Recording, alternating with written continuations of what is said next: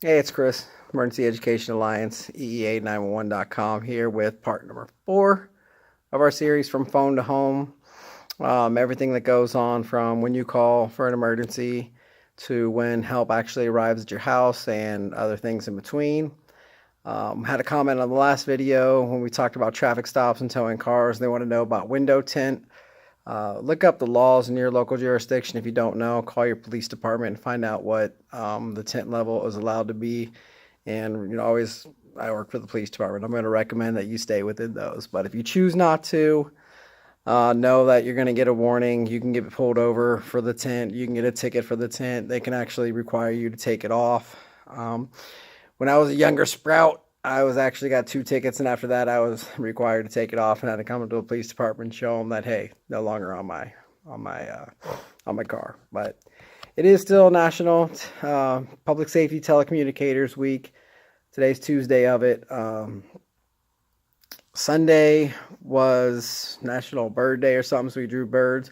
Monday was Change Your Name Day, so I, of course, went with Jim Halpert from the office, and my boss made me a name tag, and I just went around looking at people with weird looks.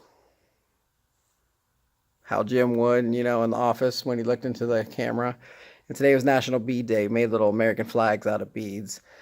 Tomorrow's National Bring Your Pet to Work Day. Obviously, we can't do that, so we've got a competition going on. I'm bringing your pictures of your pets. So I got my dogs and my cat and took some pictures and hung them on the window. Let you know how that goes tomorrow. But one of the other questions a viewer had was, what happens when you call 911 and all the lines are busy? Well, that does happen because imagine seeing a rollover accident on the freeway. How many people are probably going to call 911, right? You'd be amazed that a fender bender could get, 50 calls where a rollover accident could get 2.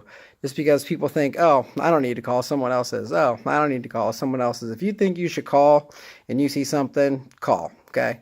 Where I work, if all of our lines are busy, it's going to roll over to the next jurisdiction. And we have a deal with that jurisdiction where if all their phone lines are lit up, it's going to roll over to us.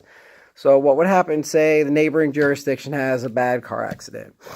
All their 911 lines are tied up. Their 911 lines will start coming into where I work. We get the information. If they are a witness or involved, definitely get their information, transfer them back over to them. If they're just a passerby, get their information and call that jurisdiction, make sure that they've got it. Chances are, if it's rolling over to us, they've already got it and they've got help on the way. But you always have to follow up just to make sure, because there could be 2 accidents. There could be 3 accidents. Could be a snowy day and could have 7 accidents out there, and you never know. So you got to make sure that people are getting the help that they need. But that doesn't happen too often.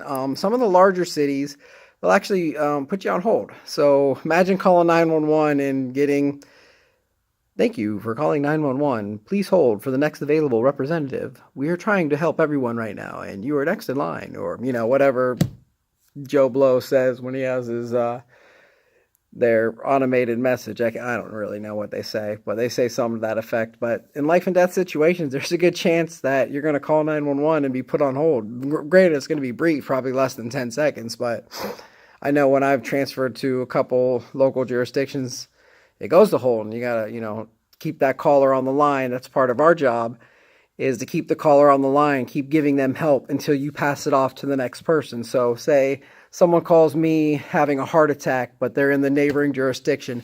I'm going to give them all the help that I can while I'm transferring them to the next jurisdiction. So if they're putting them on hold, I'm still going to be giving CPR if that's what I need to be doing. Or if I'm giving the Heimlich maneuver, or if I'm helping someone with first aid, I'm still going to be doing that until someone picks up that phone. So if they're on hold, it's like a 3-way call. Back in, the 90s and early 2000s, if you had an actual phone at home, 3-way was like the coolest thing in the world. I could call Steve and Nate at the same time, say, yo, we're going to play some football at Nate's house, and it was awesome.